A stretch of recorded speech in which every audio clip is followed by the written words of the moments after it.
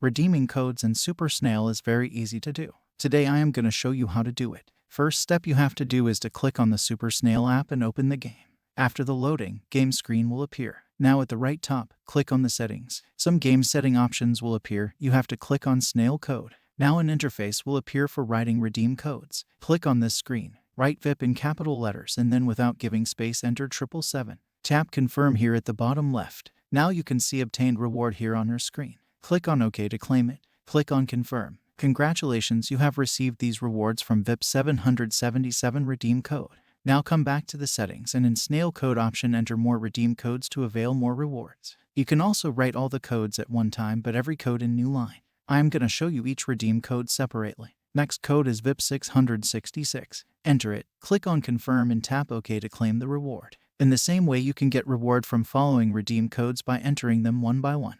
These codes are VIP 000, VIP 111, VIP 222, VIP 333, VIP 444, VIP 555, etc. You can only get reward one time through one code. So, in this way you can use redeem codes in Super Snail.